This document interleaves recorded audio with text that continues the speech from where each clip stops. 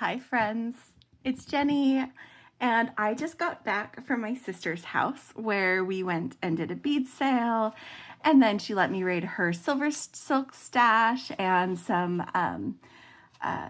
knotting cord that I'm going to try some knotting. So I got a whole bunch of stuff from my sister, but one of the other things she gave me was this. She had another Ancient Egypt box, the Sam's bead box for August 2025, and she gave it to me. And like, guys, seriously, it's fresh. It's got the list. It's got the packaging has not been opened. It even has the Werthers. So this isn't just something that she kind of, got into a little bit. No, she got another one and saved it for me. And so I am excited that I get to make from this. So I don't know if there was something I was supposed to cover up. No, all this is normal information everybody can see. So this has already been revealed. Becky's already done her unboxing. So I am not going to be doing an organization video, but I'm just going to open this up and kind of react to some of my favorite bits. And then I'm going to go away and get my own box organized and start thinking about what I want to make, because I want to make something with this. I know I do. Let's get all this paper open. Sorry for the unintentional ASMR.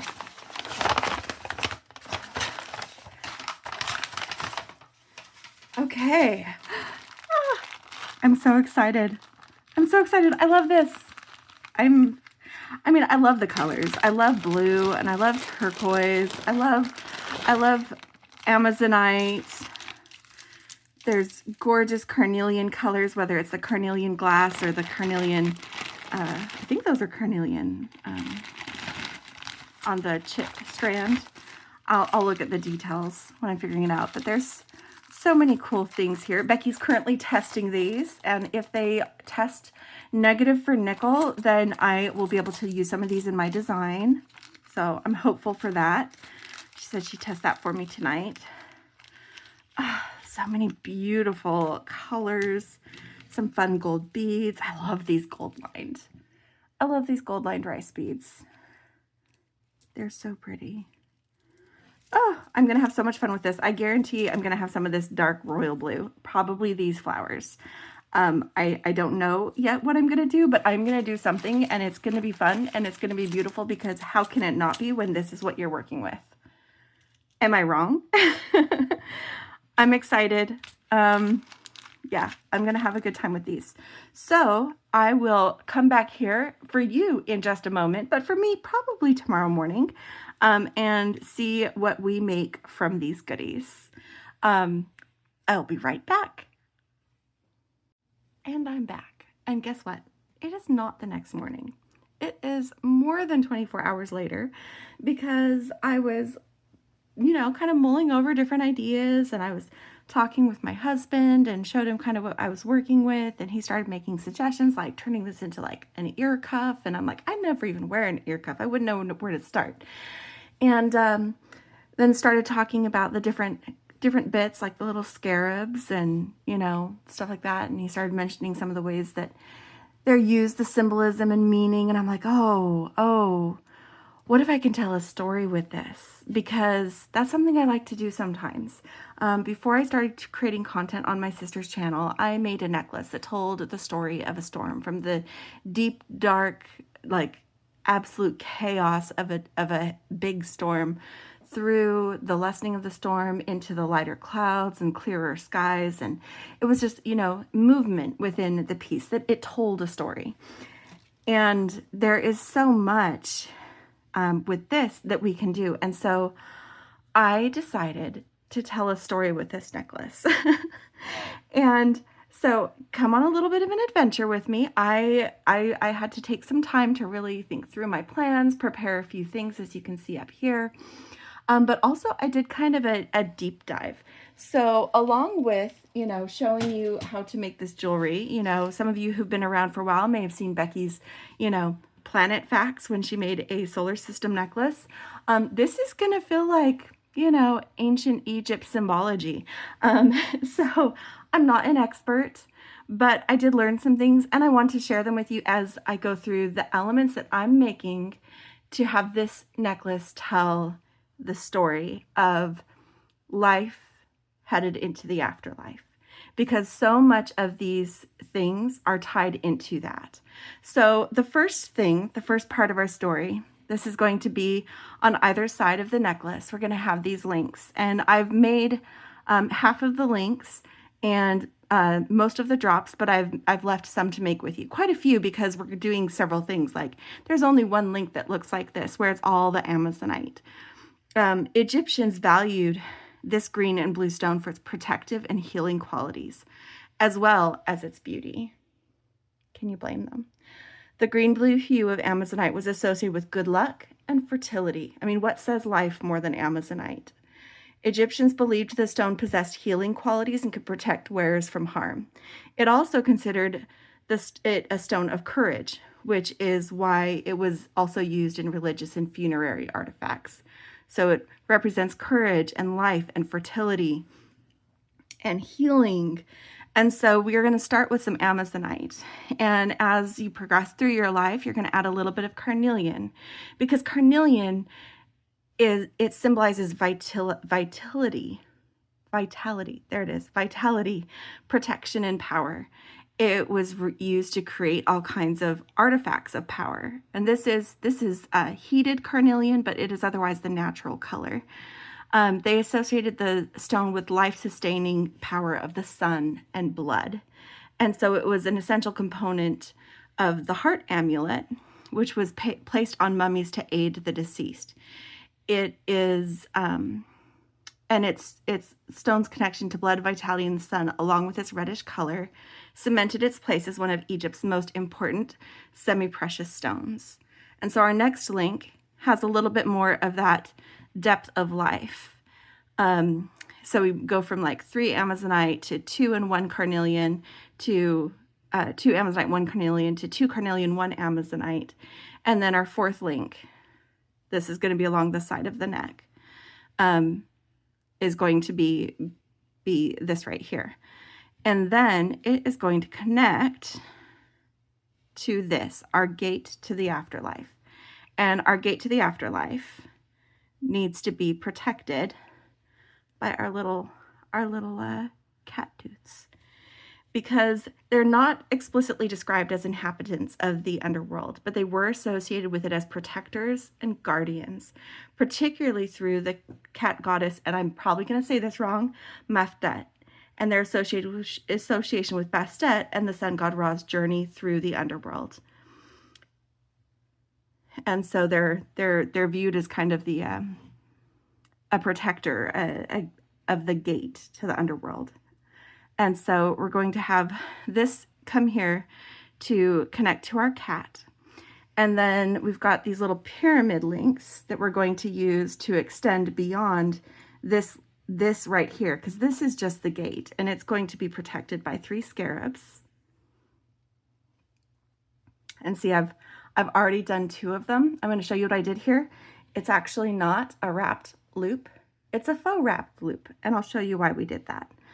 And but it's going to extend here. So we're going to have this extend both ways. And here in this gate between the afterworld, or the gate to the afterlife, and this lower strand that I'm about to put together for you, is one of the dyed carnelian. So it's a little bit brighter. It's more red. It has a lot of, I thought I got the note here, but it doesn't actually say what it is. I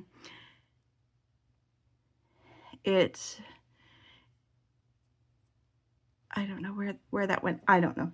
But I did read when I was doing this, it's not in my notes, sorry friends, that the carnelian was very important in that passage, that it like paved the way, guaranteed good favor along that journey. And that journey is going to travel through, this is symbolic for me at least, of that journey through the underworld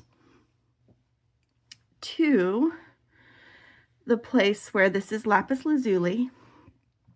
Oh, I should talk about the scarabs. Sorry, I skipped scarabs. So I know some people have an aversion to bugs, but I'm going to tell you why these bugs are great. It was a powerful symbol of rebirth and transformation. it was associated with the daily renewal of the sun, because these dung beetles would roll a ball of dung and then their young would be born from it. And so it became this symbol of rebirth. It means to transform and to become. And it was really crucial for the Egyptians' belief in transforming into new beings in the afterlife. And so they created scarab amulets, and they were believed to provide protection against evil and to ensure good fortune, particularly for the journey to the afterlife. So these scarabs are here to protect on that journey to the afterlife. And this is where I bring in the lapis lazuli, because the lapis, and I'm going to have 3 drops. We'll make one together. I made one ahead of time. Right here. I know this is really complicated, friends, but it's okay. It's okay. It hopefully will turn out. They called it the stone of heaven and considered it sacred. Let me make sure that that's on screen. There we go. Characteristically, it ranked above even gold in terms of value. In ancient Egypt, it was believed that lapis lazuli could be used to communicate with the gods. It was named the heavenly stone and was dedicated to the supreme deity Amun-Ra. Lapis lazuli was considered a divine gift and believed to contain the souls of the gods, with the gods' hair and eyebrows sometimes depicted as being made of the stone. So this is the end goal, traveling through the afterlife to reach this. And I did also have a note here for gold. They do praise lapis above the gold, but I did include it here in this arrangement because they believed that it was the flesh of the sun god Ra and a symbol of divinity, eternity, and the sun's brilliance. And it was integral to funerary practices, protecting the deceased and ensuring favor in the afterlife. So it's so important that it become a part of this necklace that tells the story of an ancient Egyptian life, from life through preparing and entering the journey to the afterlife. So this is the story we're going to make. I hope that you're excited and that little introduction didn't send you away, because if you're still here, you're going to help me make these. Well, you're going to watch me make them. Hang out with me while I make them, because it's so much easier when I have someone with me. So I am going to, the first thing I'm going to be doing is I'm going to be making the links with our chip beads. So we've got these Amazonite chips, and I wanted to use the chips. The Amazonite, this is the only thing that it came in, was the chips, but also kind of those rough edges of life, you know? So this to me kind of symbolizes that. So for this, I'm going to go over some materials. Mostly we're going to be using this vintage bronze 20 gauge wire from Softflex. I am using my casual comfort plier set, including a round nose plier, chain nose pliers, and flat nose pliers. I've got flesh cutters.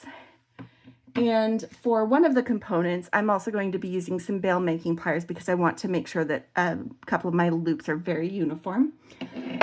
I'm not going to be super picky about the links that I made here. I'm pretty practiced with simple loops to get these right. I am using a head pin to make this other drop right here, and possibly another couple of drops. These are a little bit shorter head pins that I'm going to use for, going to make some scarab earrings with little drops, and we're going to see about livening those up with a little bit of red, maybe one of the fire polish.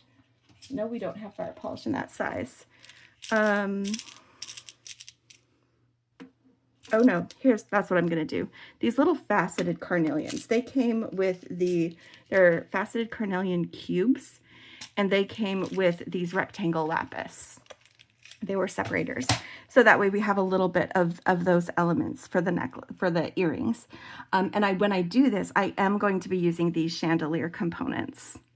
Oh, I forgot to tell you, in the time since I did my little introduction, Becky tested all of these metals, and they did not, they tested negative for nickel. This is an at-home test, but I'm going to go ahead and trust it unless I find out differently. So not officially tested, but we've decided to go ahead, and that means I can use all of this in my creative process, and I'm excited about that. So I'm going to move some of these things out of our way so that we will do them when we get to them. because otherwise it's just going to keep my camera very confused and busy. Move a few things up here. We are going to be doing this one, so I'll leave these and I'll move those things. Okay, so I've got these seed beads. These are the seed beads that came in the box.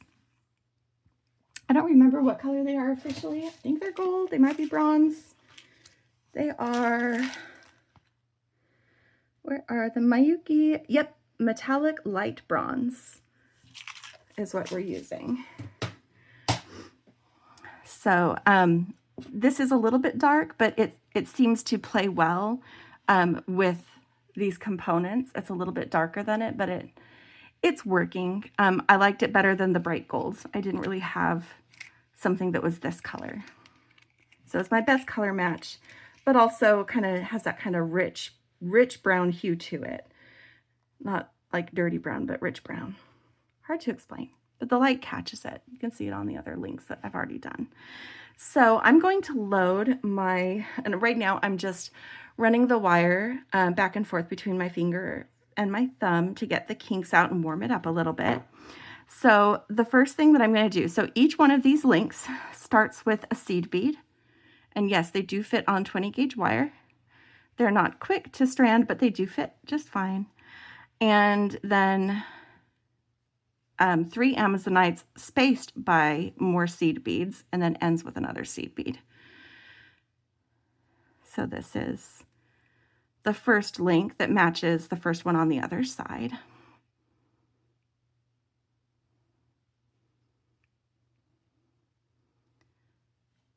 Okay, and then end that with a seed bead. So that's link 1, and I'm just going to let that slide down my wire.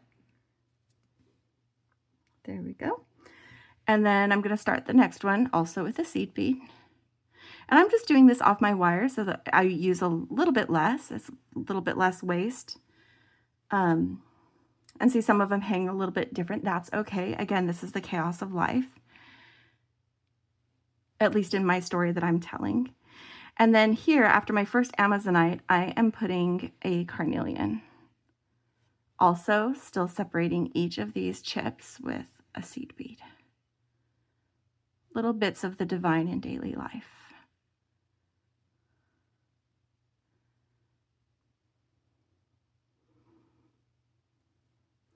And then another amazonite. And a seed bead. So this is the second chip link right here. Slide those down. I've got a kink that's stopping some of these. Hold on.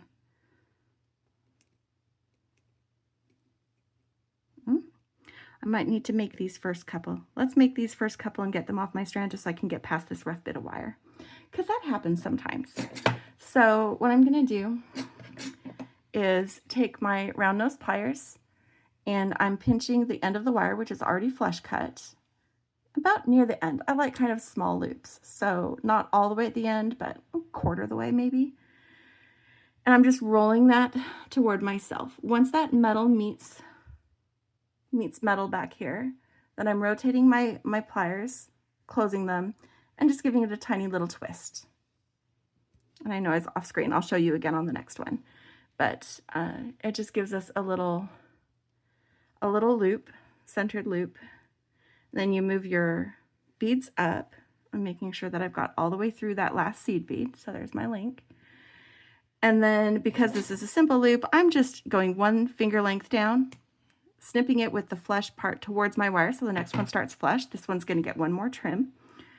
And then I am making these links parallel. I do have to do some little calculations with some of the links that I'm doing that are one-sided. Some of these may twist another direction, but I will modify that when I get to it. And then I'm going to go ahead and do all the other links to the same point and then kind of finish them all together, because that's, for me, that's a bit easier. More assembly line style. So get this guy started. Except my seed bead came off. Whoop. Fun times. Okay. Do you guys ever do that when you are thinking about a design and then you like turn it into a much bigger thing with a lot more, at least in your head, detail than you otherwise would. Because that happens to me sometimes, and then it takes up a lot of like the creative space in my head. Like, okay, this needs to be done, but I need to do it the way that's in my head right now. I don't know. I'm a little finicky about it. Okay, so those are 1 and 2. Yeah, there's a little nick there, but that's okay because that is going to get cut off right there. That's where I was getting stuck. The seed beads are a close fit. They do fit, but they're a close fit. So it was getting stuck. We should be fine for loading these last 2 chip links. So the next link is going to be some of the carnelian. Of course, still separated with our little seed beads. This gives them a little bit of space on the link. And I like that, but just a little. I only want a little. And then a sliver of Amazonite.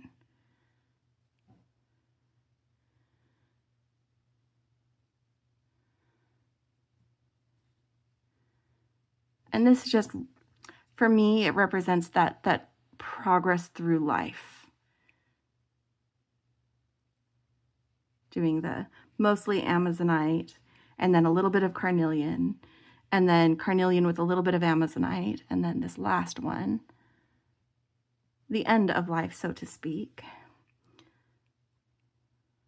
with, where is that hole? Oh, that's going to be an interesting one. Okay. Like I said, it's chaotic on purpose. Oh, come on.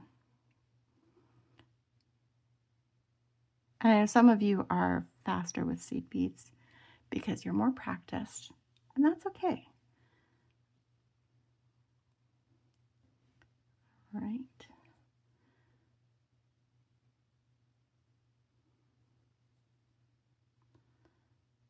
And then this is the last one that has all 3 chips are carnelian, separated with those little light bronze beads.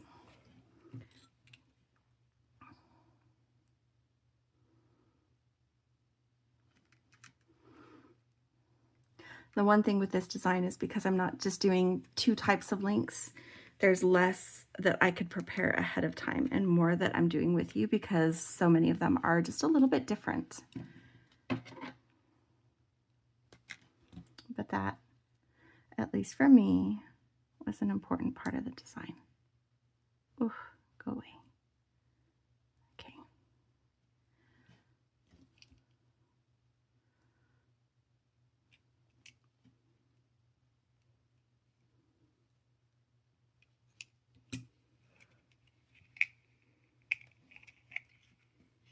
Here we go.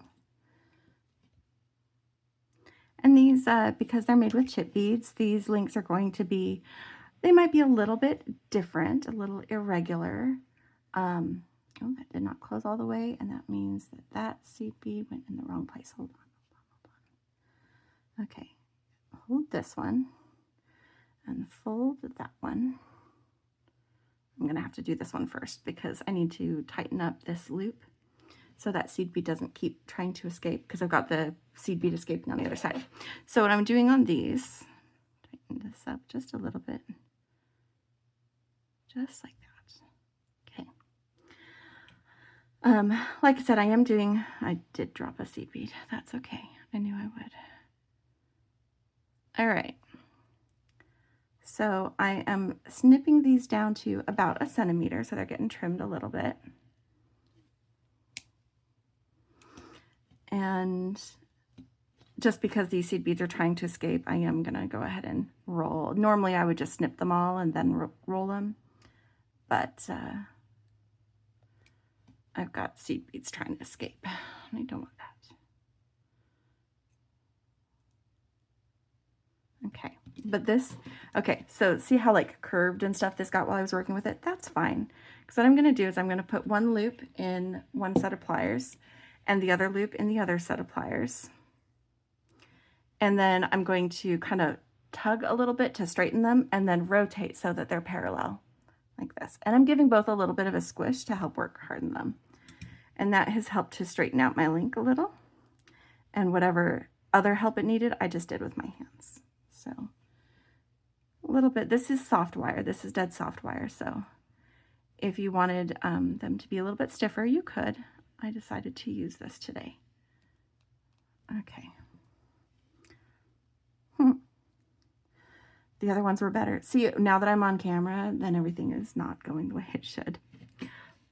All right then, carrying on. Just do these other guys. And I won't talk through them as much this time. I'll just do them. And same thing when I do the other links, because we've got about 3 more links to make, and then some dangles. And then we'll have our components ready, and we can start working on putting our story together, linking it all.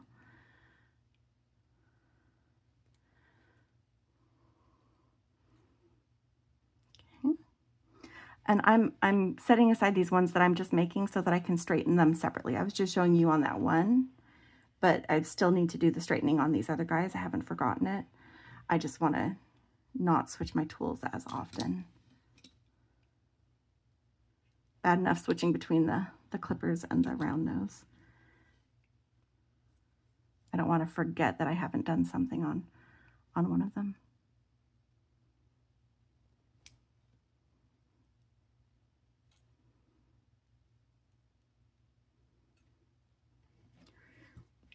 And when I first folded them over, I did try to get them where they were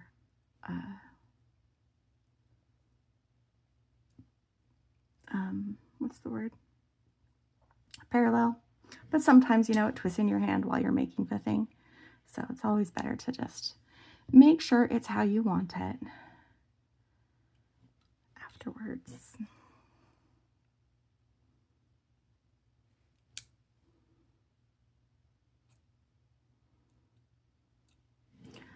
Okay, so that's all of the loops made. Let's get the pliers out.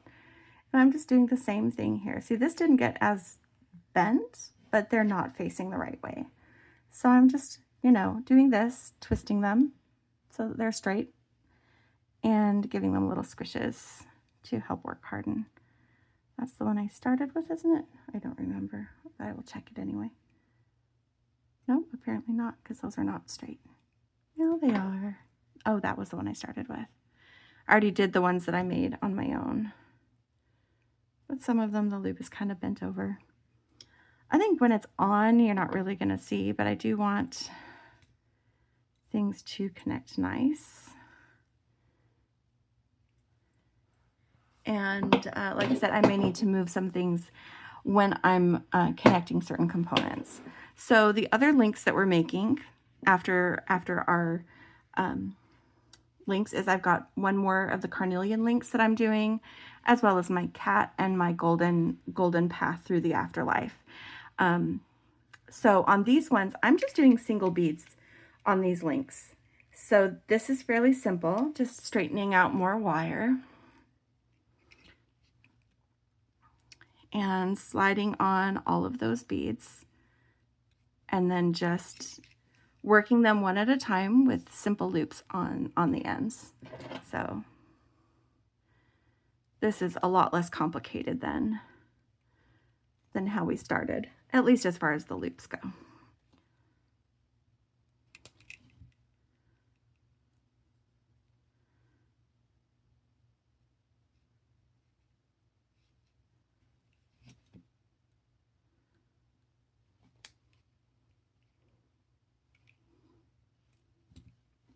Oh, I was wrong. I was wrong. Okay, I'm gonna snip off this one loop because I did forget. I made the cats special. I gave them seed beads on either side. So rather than rework that curve that I just did, I'm adding my seed beads and doing it again. I didn't want to try to unspool it and fit seed beads on it. That would be pretty tricky.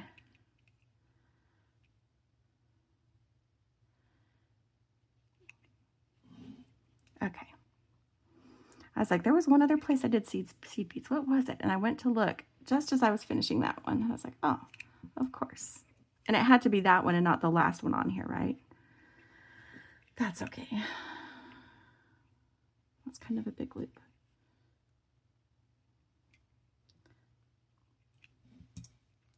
Okay.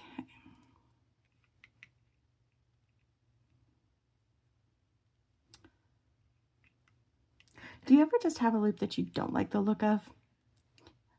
Being tricky. It's because I wanted to tighten up that loop and now it's like being all weird necked. It's okay. It's fine.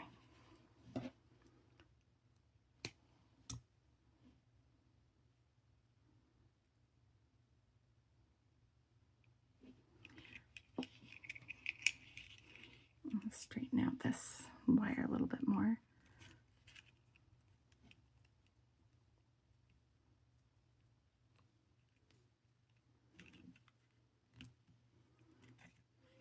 There we go.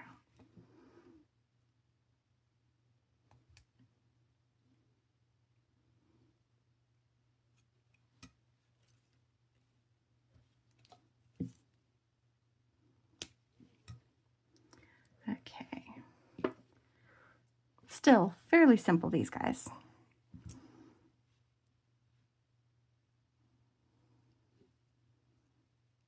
All right, do a little snip here and a snip here. And that was a little bit longer section there that I did. All right. And then rolling these guys.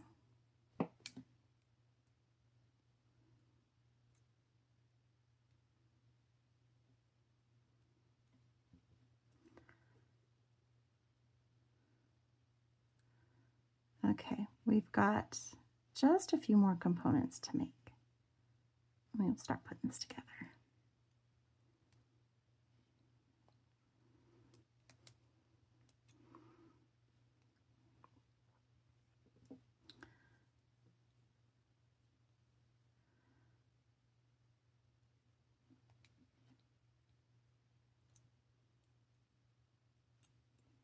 All right, move my little scraps out of the way, and the links with their fellows off the mat.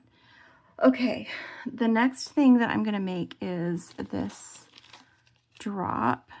These ones that are going to be at the bottom of our necklace. And for this drop, I'm just using a head pin. If you want to use a ball pin, you can. In the right colorway, I had the head pins, and I kind of like that when looked at this way, you don't really see anything there. It's just this drop of gold, and it ends with a drop of gold.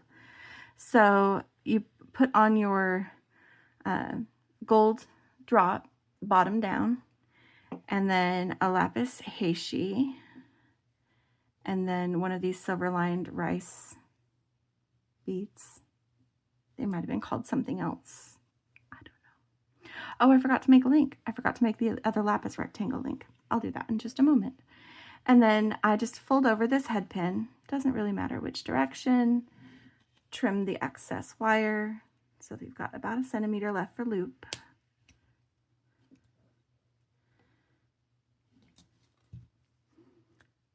And like I said, I already made 2 of these dangles just to save a little bit of our time.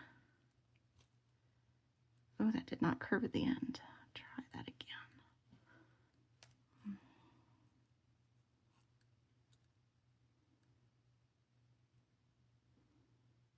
I don't want to rework this too many times and weaken it. So to knock that back a little bit more. I'm not liking that. Let's do another one. Let's do that again. I'd rather do it again than have it be wonky, especially since this is like right at the front, the bottom focal area of my necklace. I want that loop to be snug to those top heishis like it is with these other 2. That one would not have been satisfying. Just saying. All right, doing that again. And this is the longer of my head pins. I want to say this is like a 50 millimeter. Yeah, it's a 50 millimeter head pin. I also have 40 millimeters that I'm going to use for some shorter tangles for the earrings. Okay. Snip a little bit more than I did. Yeah, that's going to be more like it. So now this loop should be the right size. That's what had happened. I didn't snip it close enough, and so the loop was not going to be the right size. It was too big and not close enough. So that needed to be fixed. All right.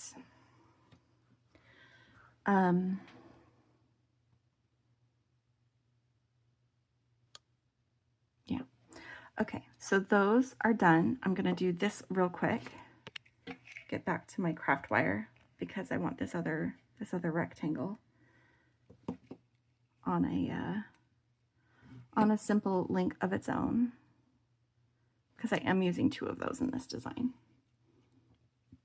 One was already done, and then we've got this one right here.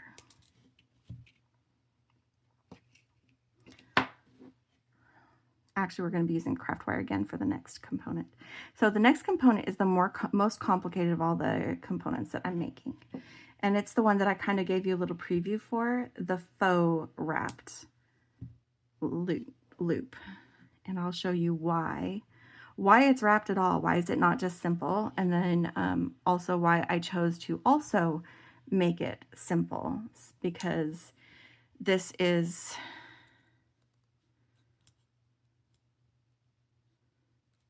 There we go. All right. And then these guys a little squish. Squish. I think I didn't do that with the other one, so I'm going to do that real quick, just to make sure they're lined up. I don't remember which of these was not that one. Was the new one. But extra work hardening never hurt any wire. Maybe I did do that. Didn't feel like I did though. Just a quick little squish squish. These were not. So I'll straighten that out and squish. And this was the one that I did previously, so it should be fine. Yes. Yes, it is. Okay. Links, links, links. Lots of links and drops. Those are ready to go. Okay, so this is the first one I did, and it's currently open because I tested it, connecting it to my collar. Okay. Now, what we want with these scarabs, because there's an AB finish on one side that lets you see all of the detail. It does have the detail on the other side, the dark side. Here's one that hasn't been done yet. But it is difficult to see without that AB finish. I also like the shine of that AB right at the front of my necklace. Again, this is the focal area. And so what we need to do is make sure that that scarab doesn't turn. And how we did that is we took a 3-inch length of wire and we ran it through, and I held enough above to make a simple loop, ran it through, took the one from the bottom where it came out the bottom. I'm going to show you all this in a minute. Brought it up the back, wrapped it around 3 times, more for appearance than anything. This is 20 gauge wire, so it didn't need more than possibly 1 wrap. But I gave it the 3 wraps, and then I cut it off and made a simple loop that can still be swung open just like your usual simple loop, because that's going to make it so much easier to connect to these tiny little things instead of trying to wrap them on. So that's why I did what I did. So I'm going to cut off, because we're also going to use those same scarabs on the earrings, and I'm also going to want them to face forward. I'm going to cut off 3 lengths of this wire, and I'll be right back and show you how we do that. Okay, so I have 3 lengths of my wire right here, that they're all 3 inches. And what I'm going to do, I'm going to show you on the first one, and then I'm going to do 2 more so that you can watch me repeat it. I'm not going to describe it as thoroughly on the second 2, but I am going to show you on the second 2. So what I'm doing is I'm holding my scarab here with enough wire above to make a simple loop, you know, to be able to trim it off and do a normal simple loop if I was making a simple link. And then I'm taking the other part of this wire and I'm folding it back behind the scarab to the black side, okay? Like this. And it's a little bit fiddly, and it's going to be a bit fiddly until you start wrapping. But you've got this running along the back side of it. This is going to keep it from spinning. And you're just going to take this wire and you're going to wrap it around. It doesn't matter which direction you go. Just start on one side, wrap it around the front of the wire that's standing straight, and then keep wrapping. I'm just using my fingers. If you prefer to use pliers, you can. I'm wrapping it 3 times until I come back around to the back side. So you can see 3 wraps at the front. So at this point, if you want to tighten up any of these loops, you can. I kind of do a little bit, but I'm not going to be super picky about it because it is against that bead and I don't want to do anything too aggressive and break the bead. So then you're going to snip this as close as you can. Just flush cut that away. And then this is going to be a bit scratchy. And again, this is going to be at the front of the neck. So you're going to want to make sure that you get that bit of wire tucked in. And if it malforms your loops a little bit, honestly, it's not that big of a deal. At least it's not to me. So I'm basically pushing it in enough that we don't feel that sharp little edge. Okay, but you can see, like I said, it looks like a wrapped loop. And then you're going to take this and you're going to flip your scarab over so that you're seeing the wire side, because what we want is we want the front of this loop to be solid. We want the back side to be what opens. So you're going to hold it like this so that the back of the scarab is facing you. Little bug flew on my finger while I'm holding a bug. And then you're going to take this wire and you're going to bend it back over those wraps. So it's bent over them towards the front of your scarab, okay? And then you're going to trim this, again, about to a centimeter's length. So that's really not much scrap that we're getting off of this. And then doing your normal rolled loop from the front. So you have a simple loop here that looks like a wrapped loop, but can be opened so that we can attach it easily. So this is important for the ones that you're putting on the collar. If you don't want to do this extra step to do the faux wrapped thing and you just want to just wrap both bits of wire, you will need a little bit longer length. Also, if you're doing this with a larger bead, you'll want a longer length. But I'm just going to do the same thing for all of them so that they're uniform, because these scarabs are also attaching to a very small hole here in this chandelier. So I'm just going to do that again, and you can watch closely when I do. I hope I did that the right way. Okay, good. Yeah, I did it. So there is, okay, so we've talked about the right side and wrong side, but there's also an upside. The upside is the one where you can see the full circle right there. That is the head of your scarab. Okay, these are the wings. Just so you know, this is the top. That's where you're going to want your wrap to be. So, in case you wondered.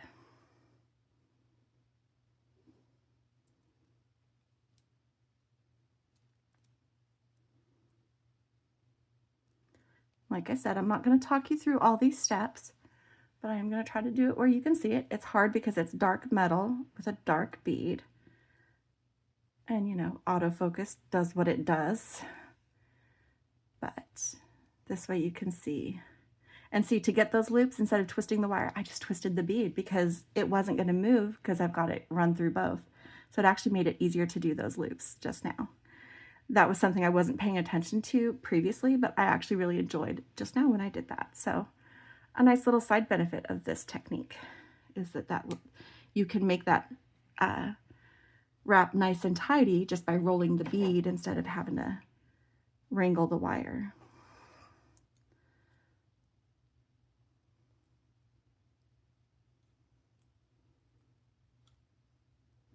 And I am getting in here and making sure that I've got this snipped and the rough part smooshed down before I make the loop, because I don't want to interfere with the shape of my loop once it's made.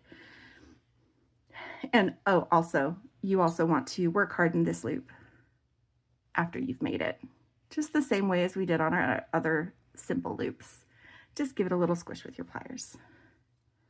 Or if you want to, you know, be more formal about it, bench block with a hammer, or was it wire whacker, I think Becky said was another thing you can use. There are other things you can use, but I just use my pliers because that's what Becky taught me. And a lot of what I do is what Becky taught me because I feel like she's a good teacher.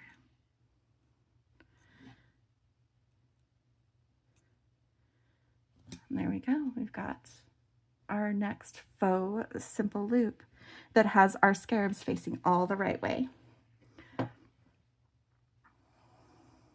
Here's our last guy.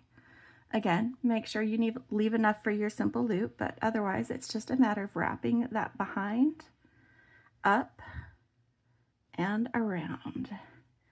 I'm going to try to do what I did before where I'm just, oh gosh, that is so much easier. Look at that. Look at that. I'm just holding the wire in one hand and I'm twisting the bead with the other. And because it's being held by the wire, it's just doing exactly what it's supposed to do. So little tip for that. If you've already done your wire to hold a bead in place, use the bead itself to make sure you've got it where you want it.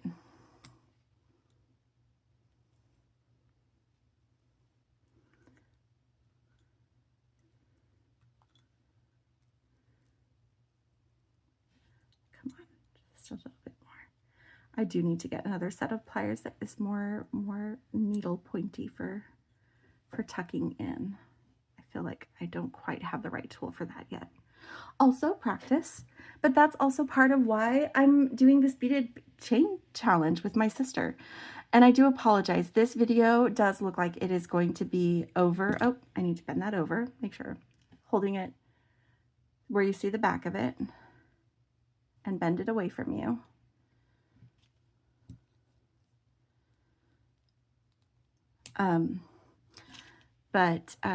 I do apologize. It does look like this one is going to be more than an hour, so it probably won't be eligible for the automatic translation. So I apologize for our international friends who use that.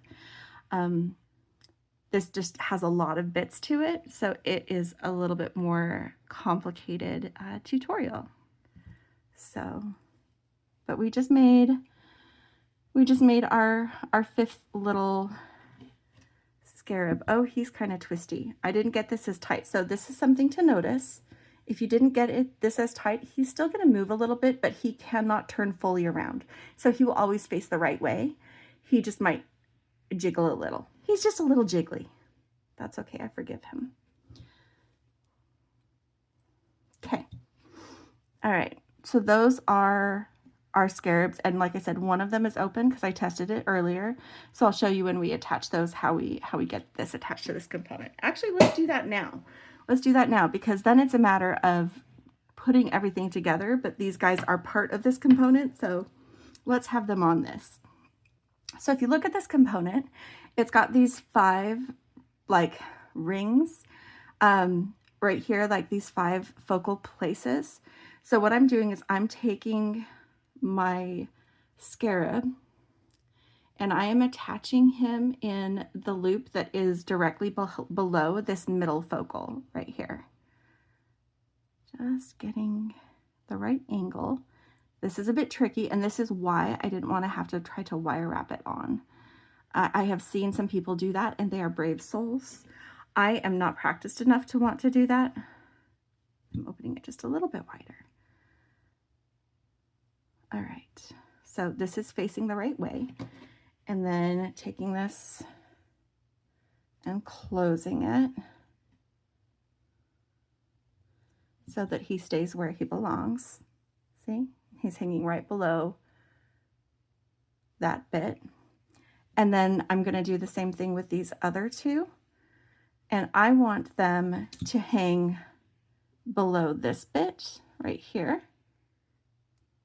I don't want them on the very ends. I want them in the 3 middle sections. You see what I'm doing?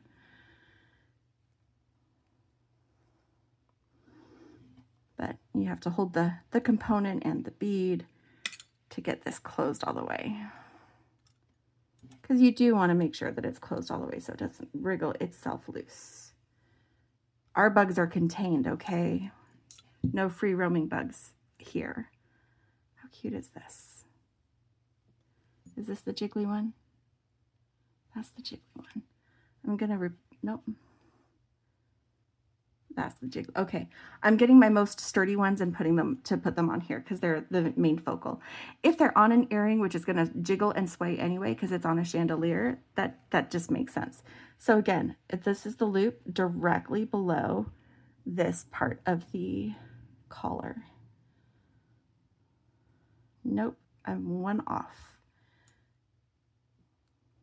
See, that's why I twisted it so I could see. So you can see how that is. Now when I close it here, that is going to be the right place. And they're hanging in the right order that I want them. Okay, get this guy closed.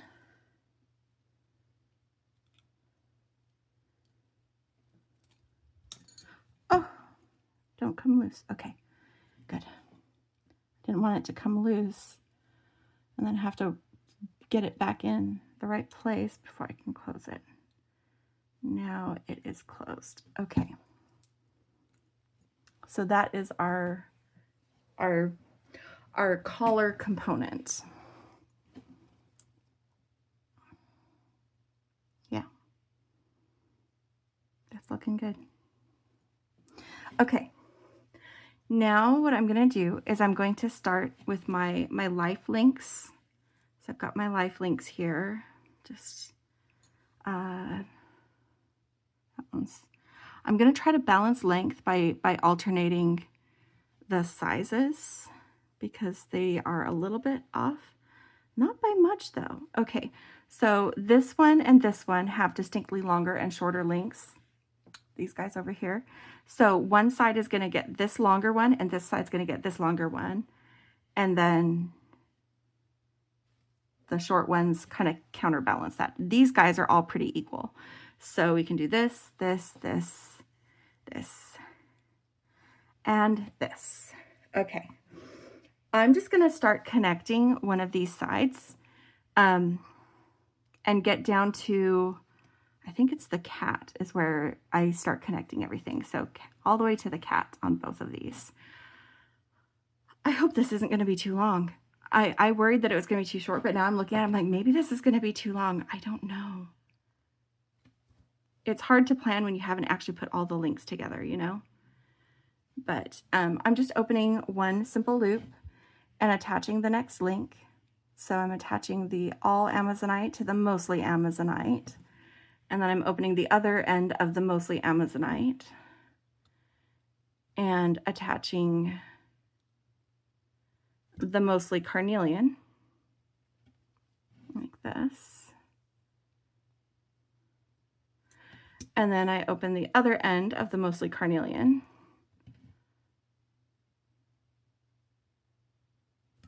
And I attach the all carnelian. And then, now these cat beads do have a front and back. They have a face and then a back of the head, but you know, sometimes your cat is just giving you their back anyway. So I wasn't picky about which direction they're facing on this, so they can and will rotate around their links, and I'm okay with that. I was fine with that. But you do want to make sure that you are connecting them right side up. So I'm connecting the head of my cat to the other side of the full carnelian. Okay. And then we've got one of these little round carnelians. Yes, I think this is right so far. So I haven't had to mess with any of my links. So I'm taking the bottom of the cat and attaching it to, come on, one of these round carnelians. So this is where everything starts to come together. We did spend a lot of time building our components. And then I'm taking this carnelian and I'm attaching it to, oh, I need to open that quite a bit. I might not have made that loop big enough. Okay, that could be a design error. Let's see if I can get it there.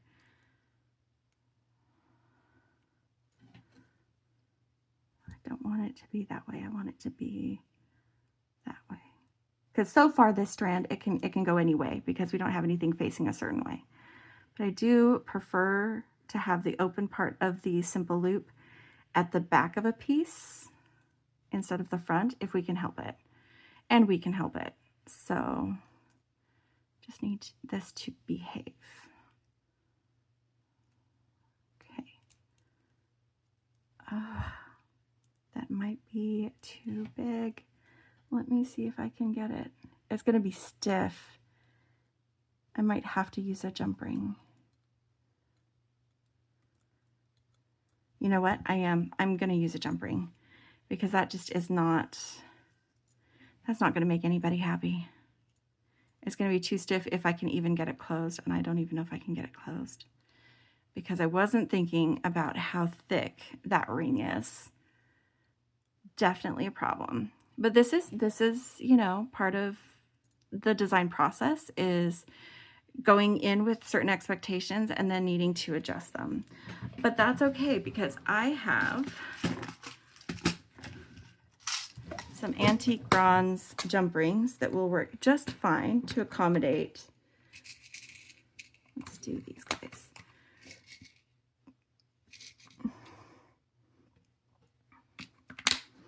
All right, got one for each side because we will need them.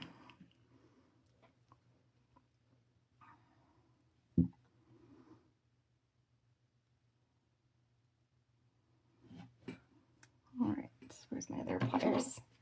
I've been hanging on to the beads previously, but this time I need to do this. Attach that side of my strand and the focal component, the collar piece, and line up my jump ring.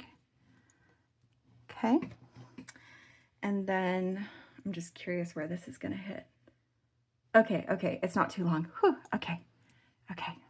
Because I'm just going to end this with a little bit of chain and a lobster claw so that it can be adjustable, but I don't want to worry about having to make more pieces of the story because all of these links have meaning right now. So I want them to stay that way. Okay. So then this is where things get a little bit tricky. Oh, we need to make one more component. Sorry, guys. Okay, this is where I'm going to use the bail making pliers. We move some of these things out of the way. We're going to move these up just a little bit.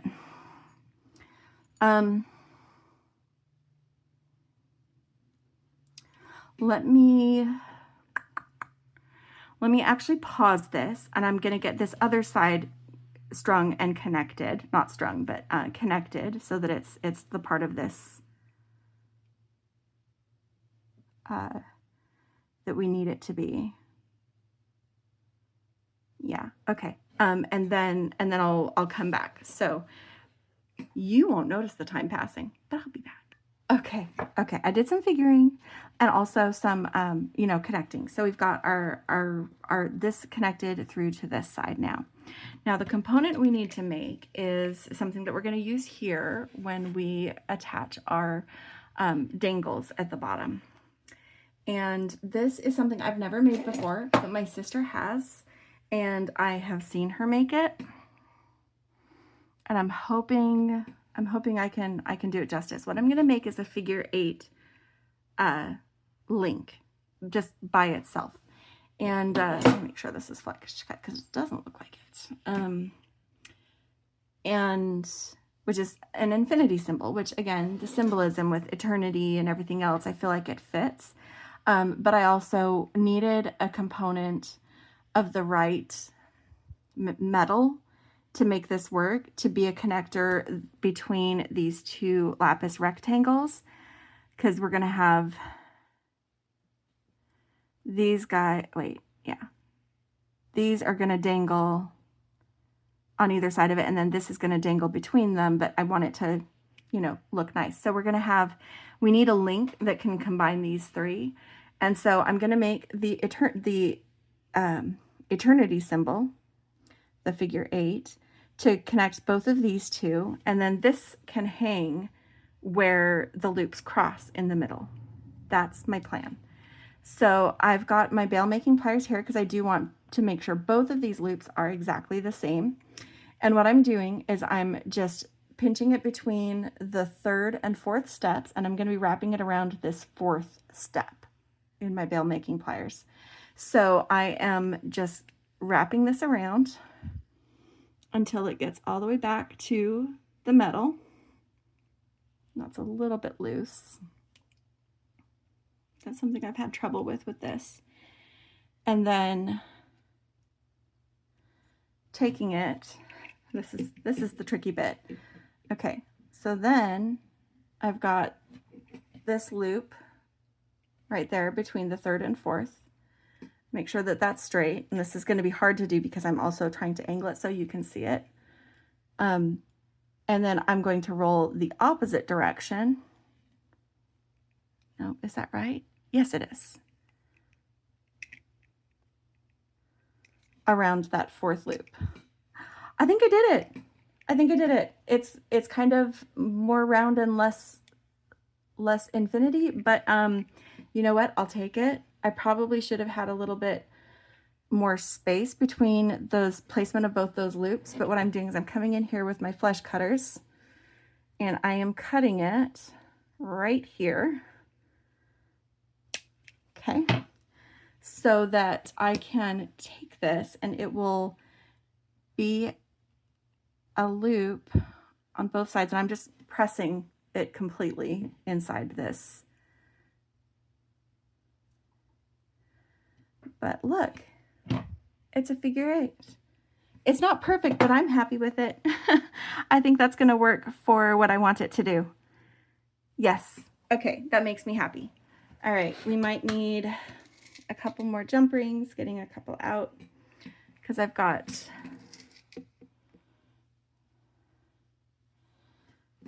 a couple more connections that I need to make and make sure that they're right. So we might need the jump rings to do that. So what I'm going to do is I'm going to make my bottom strand right here. And that's going to start with this pyramid link, because you know we've got to have the place where they're all buried. This is a pyramid. They're shallow, but you can see those are pyramids. And I am just going to open up one side of my little carnelian. They're the payment of passage, the guaranteed favor to the afterlife. And I'm just going to loop it through one end of this pyramid link. We'll attach it here to our cats in a little bit, because they're the gatekeepers. But I need to get it started and make sure that everything is laying the way I need it to before I attach it all together. Thank you to everyone who's hanging out this long. This is one of my longer videos for a while. It's just a more complicated design, and of course I had to get more complicated, didn't I? So then I'm taking the other end of my carnelian and I'm attaching my journey, twisty turny journey. That's going to come down here. And then this is where I need to figure out how I am connecting this to this and this. Actually, I think I'll just do that. So I'm going to open the end of my journey and I'm going to attach my lapis first, because I want that to be straight across, and then to hang from between the two of them. Gosh, I hope I attached this right. And that's not on the wrong side of it. We'll have this drop. Okay, okay so far. Okay so far. So if this attaches here, that's the wrong side. Shoot. It is the wrong side, it's upside down. I need it. But I can just do it on this, no.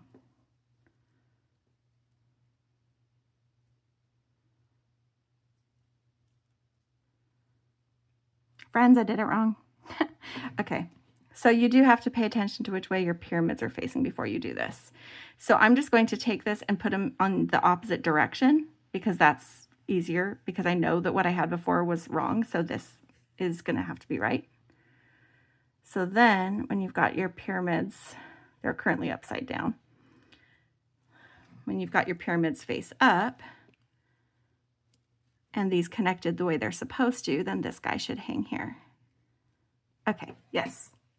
All right, and then I'm attaching this to the figure 8, my eternity symbol.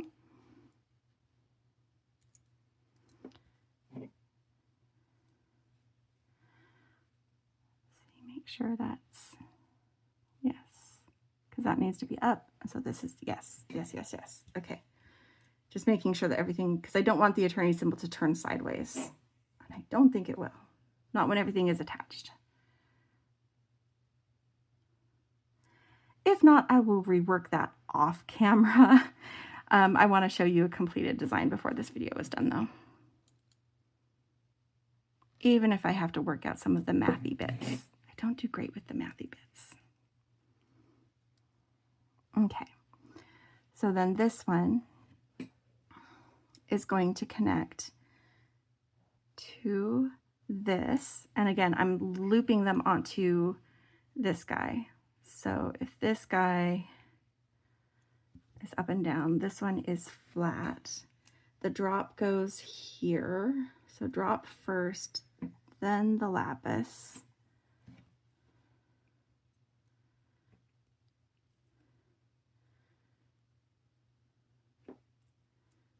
okay, and I'm going to attach this other drop here in just a moment. And then we've got our carnelian. So this is flat. So the carnelian is up and down. That's how I'm trying to figure out and make sure that I've got my connections to where my links will face the right way and my figure 8 will, my eternity symbol will face the right way. That's how I'm trying to figure this out. So come on. Oh, that's the side. Okay.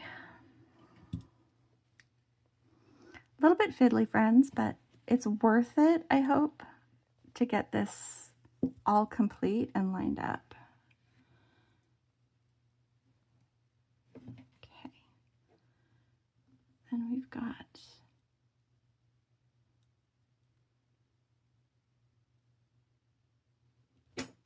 all right, so just kind of pulling my chain, pull my chain, making sure that this is laid out how I want it, so I know what is up and down, and attaching this pyramid in a way that when I close this will be up like this. Do you see that? Yeah. Yeah. Okay, so this is almost complete. Now we're just going to take this last dangle that I made right here, and I'm just going to loop it right here where these all meet. Oh, hopefully this works. Nope, that looped through. So I'm getting it, I'm trying to get it where these all cross, because I made sure that I closed my infinity loop. This is trickier than I thought it was going to be. Okay, okay, okay. I've got it, I got it, I got it. And then it slipped loose.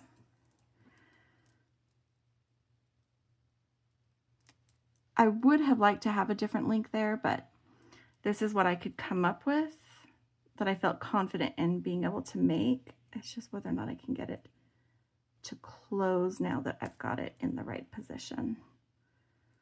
I just want it connected right where they cross. I guess one way I could do that would be just to do a jump ring. You know what?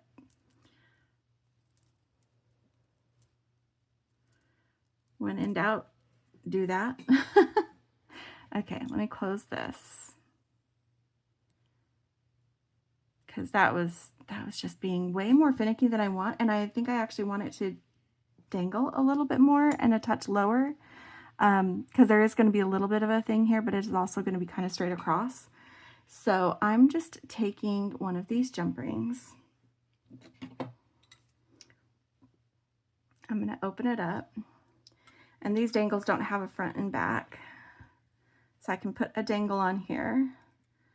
And then the infinity loop times both sides. Like this. Get a good grip on that. And close this jump ring with a loop on either side. You just want to make sure that it is all the way closed and that your infinity link is all the way closed so that that doesn't slip position. Okay, here's the magic moment. Let's see if I can hold this. Ah, yes, I think I did it. I think I did it. So can I hold this and have it hang the way I want it to? My infinity link is trying to go the wrong way.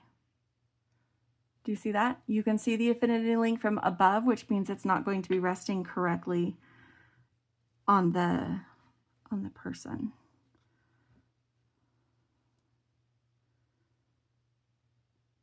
I thought I had it. I thought I figured it out and did the math. You know what? It's gonna have to work. So I am taking this little loop is not closed, so I'm closing it real quick. All right, now if I've figured this right, I should be able to open the bottom of this cat.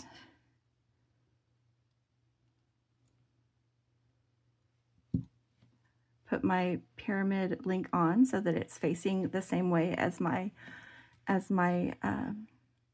collar piece. And then close this. That seed bead tried to escape, making it stay where it's supposed to be. Ooh, don't like the way that wire is feeling.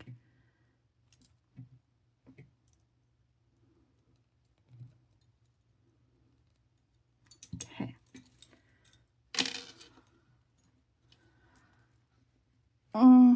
Guys, did I mess it up? Nope, nope, nope. Nope, I don't want it attaching directly to that cat. I thought I did, but I don't. It's way too tight and it's not going to hang the way I want to. I'm not going to open that cat again. Okay. This is the part that until it was all put together, I wasn't sure what was going to work best. And I think I don't want to attach it to the cat. I want to attach it maybe here. I want it kind of at that angle. So maybe I just use another pair of jump rings for those. And hope that everything lines up the way it should. Okay, so cat and pyramid link in a jump ring.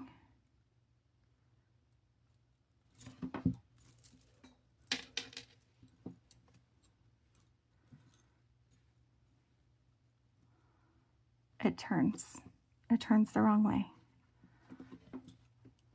Okay.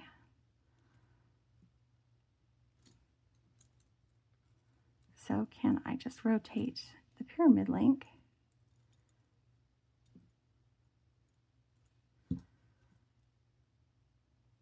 No, because it's attached to all of these and they need to be a certain way. Oh, it was the wrong side? It was the wrong side. I had the wrong side of the pyramid link. No, I didn't. Oh, sorry, guys. I have to figure this out because I had it and then now it's all messed up.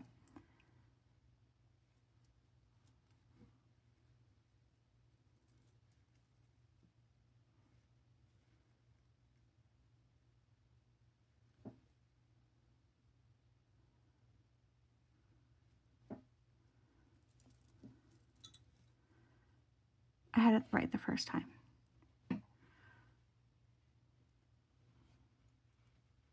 And why is that trying to turn upside down? Something's twisted.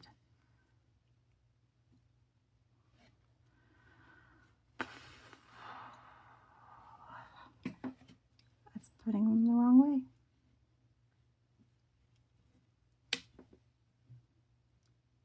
But that's the right way. Maybe they're just going to be finicky.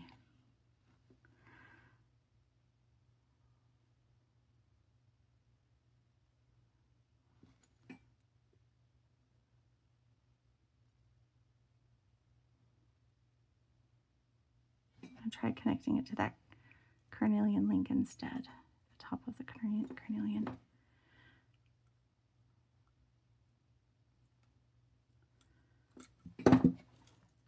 Thank you for your patience while I figure this out. That's what I needed to do.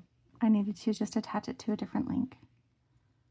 I needed to attach it to the carnelian link. And then it's not trying to flip the wrong way. Okay, I'm going to do the same thing on this side.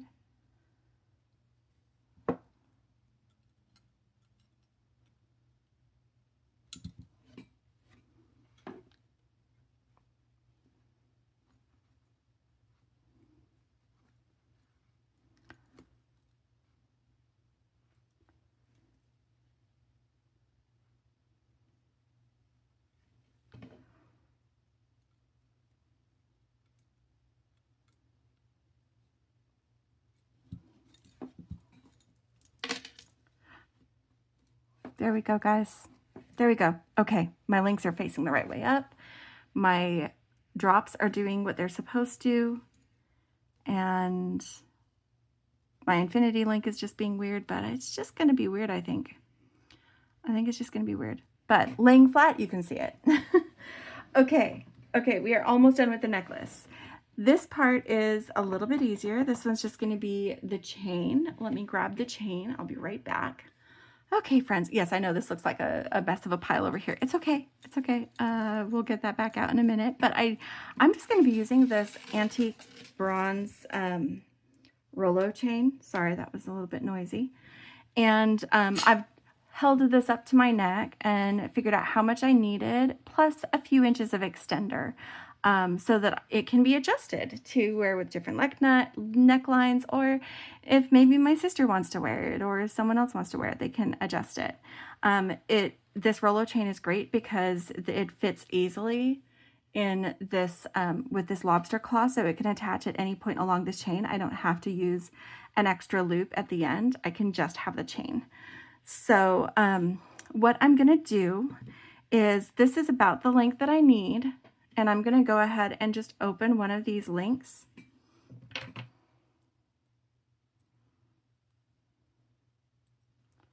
Where is that split? They're not soldered, so they can be opened. Maybe I was at it. Yeah, it's right there. Okay. Probably faster to just cut a link, but you know, if I open it and then I attach it directly, then that's great.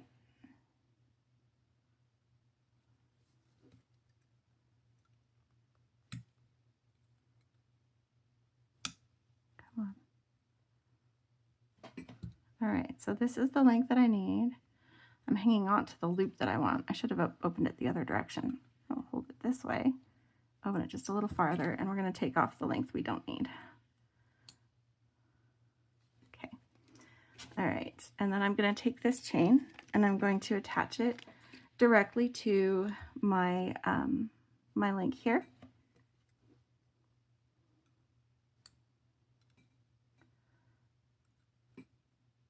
Just twisting that back into place.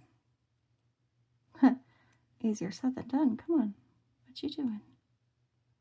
What you doing? Okay. Woo. That's all a little bit harder than I expected it to be. That's okay. All right, and then I am figuring out where I want to break this chain to do the lobster clasp, because I don't want the lobster clasp on this other side, like on the other end of the chain. obviously. It needs to attach to a portion of the chain. Yeah, see, that's longer than I want it to be, but that's why we're using some of this as an extender. But if this is my necklace, sorry, you can't see what I'm doing. This is my necklace and it's balanced in front, then this is the center of the chain. So here is where I want to separate this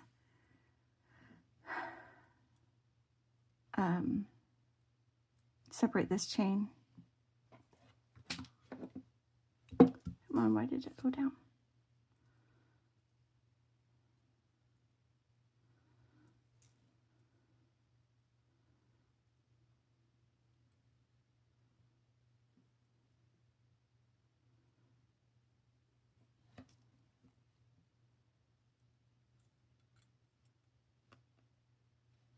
All right. Okay.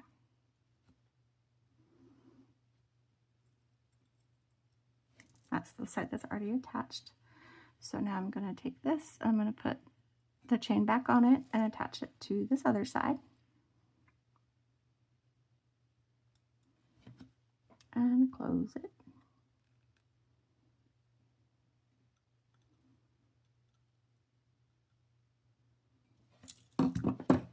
That's going to be roughly equal portions of chain.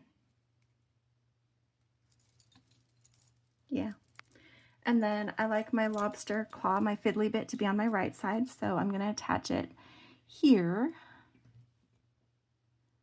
Yeah, I'm just going to open the chain itself.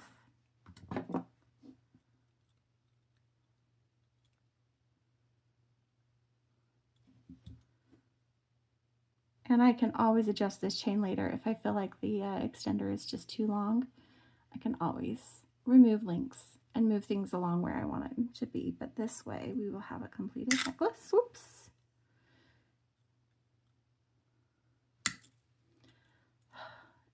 It's a strong chain, guys. I'll say that. It's a good strong chain. This is not easy to manipulate these links. So it probably would have been simpler to do some jump rings, but this is definitely going to hold. That's strong. Okay, so now just testing it. I know y'all can't see it, but I'm just going to put this on and make sure that I can get this situated where I want it. Okay, let's see what I'm going to do. Okay, good, good. And everything is facing the right way. That's important. Everything's facing the right way and the dangles are dangling, and I am going to shorten this chain, but that I will do later. The point is we have a necklace. I am going to make earrings, but the earrings are going to be a lot faster and they don't have fiddly things like one-sided links that we had to deal with in the necklace. So this is the necklace in all its glory, with our story of birth and life, and then heading into the afterlife, guarded by the gate, guarded by the cats, and protected by these scarabs into the celestial aspects that is represented with the lapis right there. So I'm excited. That was fun. Difficult, but fun. I feel like I definitely challenged myself. And I'm happy about that. I wish some of these things had gone more smoothly, but that's okay because we have these little guys that are ready to go. We have a couple of drops to make that are going to be very easy, and some earrings to finish. So I'm just taking these, they're a little bit crooked, just straighten them a little bit. And I'm just doing the same thing, the drops with the fat side down, and then the faceted carnelian. So we have a little bit of the carnelian in this element in our earrings. And then snip them. And then we've got the same again right here. This is the easy bit, guys.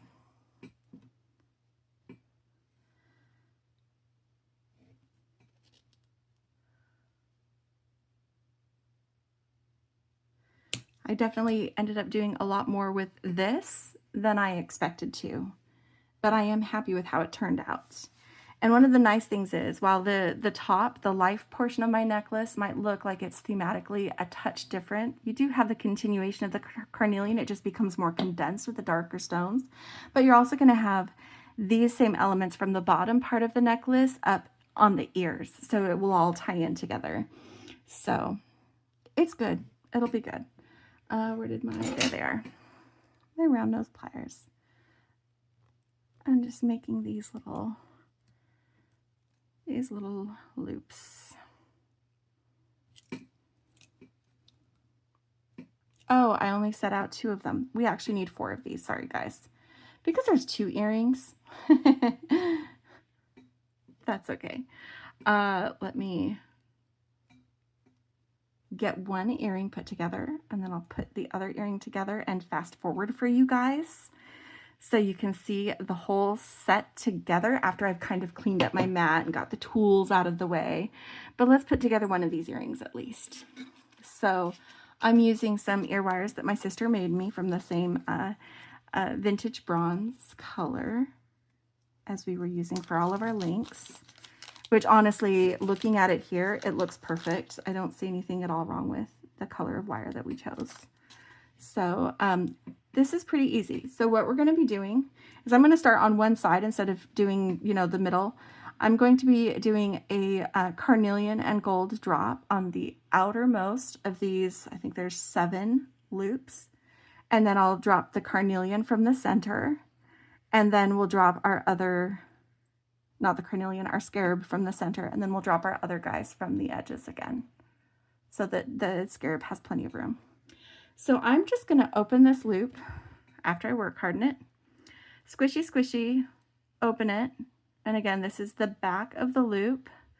So I'm making sure that my, my chandelier is going to have the front of the loop match at the front. And then my scarab, remember, it looks like a wrapped loop, but oh my goodness, look at this. It just swings open just like a simple loop would. Yay. And then it's going to go in this center one. And again, make sure, I almost did it the wrong way, that the front is facing so you don't have the open part of the loop at the front of your earring.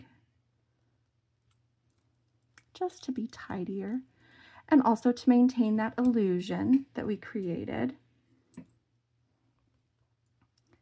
And then open up this last one, and it's going to be through this last far loop back here.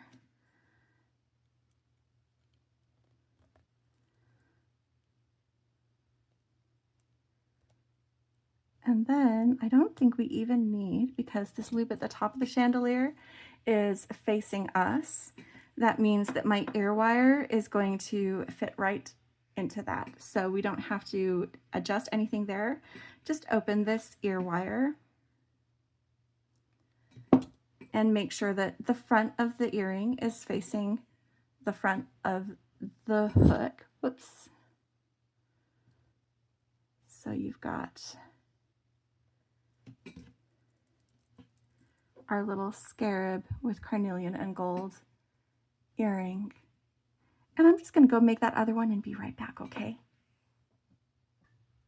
And I'm back with 2 earrings and half the amount of chain that I had before. And I also filed the ends of my earrings because they were still from cutting. So I needed to make sure that they were nice and, you know, filed smooth so that I could do that. But this is our Journey to the Afterlife story necklace. I hope that you enjoyed hanging out with me and watching me make this. This is in the wee hours of the morning of Tuesday, September 9th, that I'm finishing this. I'm going to be publishing this Tuesday morning. This is your reminder that if you are not already subscribed to Sam's Bead Box, this was the Ancient Egypt box, And if you're not already subscribed, you can subscribe. The link and I think a coupon code is below in the description. I'm pretty sure we have a coupon code. I just check the description for that part. Becky usually does the Sam stuff, so this is a little bit extra for me. But also today, the day that this video is being posted, Tuesday, September 9th, is the last day to subscribe and have your first box be the September box, which is a special edition to honor Wendy Whitman, a member of our community that had actually been collaborating with Sam at Sam's Bead Shop to curate a box not long before she passed away. And so in honor of her, they are creating this box and using as many elements of what she had wanted to be a part of it. And there's, information that has started to go out on that. The official unboxing of the September box is going to be this coming Friday, the 12th. But if you want to subscribe and get the subscriber price on that box and have your first box be the Wendy Whitman box, then today is the day you need to do that. If you're watching this video after Tuesday the 9th, I'm sorry if that announcement is a little bit too late, but still go ahead and check out the link and subscribe if you're interested in getting more of these wonderful beads. They do a fantastic job and it's curated beautifully. It always has fantastic Czech glass and gemstones and nicely made metal pieces. They get most of their metal components from Greece, where they adhere to certain standards that match what they have in California, but those standards also include very, very strict limits on nickel. So for someone like me who has a nickel allergy, it means that their stuff is pretty good, and we tested to confirm that these components don't have nickel. Becky tested those for us. But I liked telling you my story. I'm sorry for the long video, but sometimes you just need to take a little bit more time. And while I had some frustrations with this, I think overall this is what I had hoped it would be. The journey through life, through the gates of the afterlife, with all of the protections associated with it, into the world of the gods. And so I hope you enjoyed it. Journey to the Afterlife with the Ancient Egypt, Sam's Bead Box from August 2025. If you're not subscribed to our channel and you like what you've seen, go ahead and subscribe, hit like, comment, let me know what you think. And as always, happy beading, and don't forget to play. Bye, friends.